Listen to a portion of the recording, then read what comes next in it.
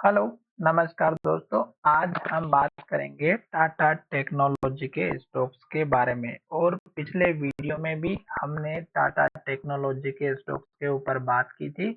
और आज स्टॉक्स ने हमें यहाँ पर जो पुराना वाला लेटेस्ट हाई था वो टारगेट अचीव करते हुए दिखाया है। 1114 रुपए का स्टॉक्स का पुराना हाई था और आज के दिन स्टॉक्स ने 1115 के लेवल को टेस्ट किया है।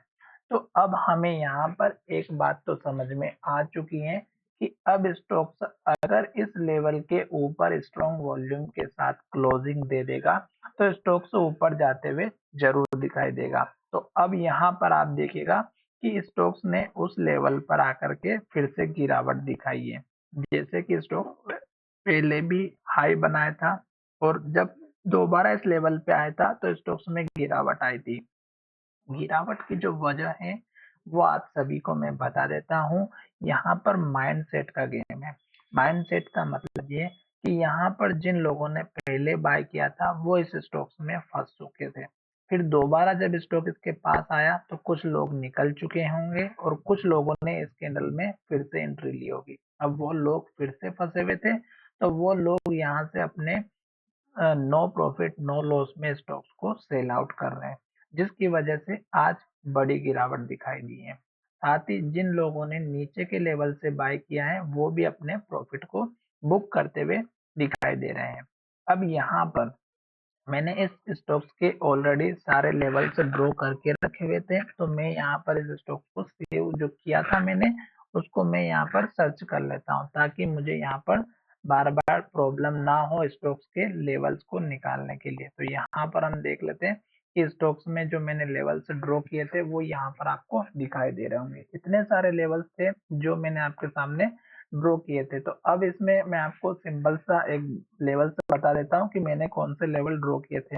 इस कैंडल के लो को ड्रॉ किया था जो हमारा यहाँ पे टारगेट के रूप में काम आया था। फिर जब स्टॉक्स ने इस लो को बनाया था तो हमने उसके लेवल को ड्रॉ किया था जो यहाँ पर हमारा टारगेट के लिए काम आया था। जब स्टॉक्स ने ये हाई बनाया था तो अब अगर आप देखेंगे तो ये जो हाई था यहाँ पे स्टॉक्स ने इन्वर्टेड हैमर कैंडल बनाई थी हाई के पास में, तो हमने इसके लेवल को ड्रॉ किया था।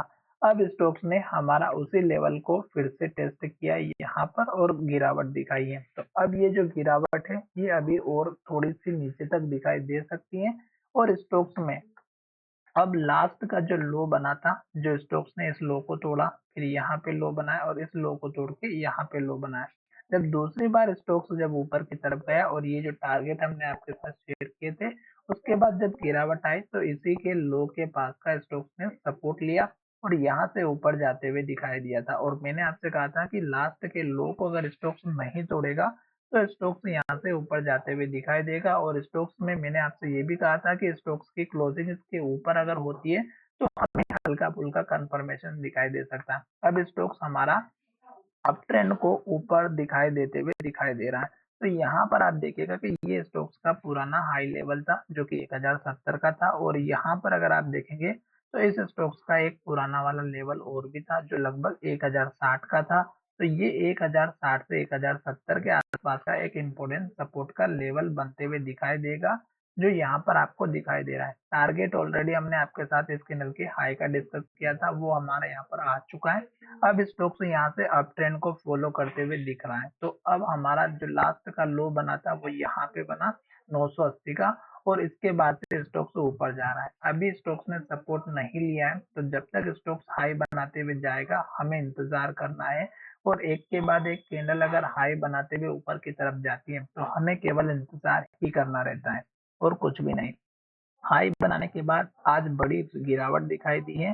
तो अगर स्टॉक से इस लो को तोड़ेगा तो ये दो सपोर्ट लेवल रहेंगे। फिर तीसरा सपोर्ट लेवल इसके नल के हाई का रखना जो कि 1040 या 44 के आसपास का रहेगा।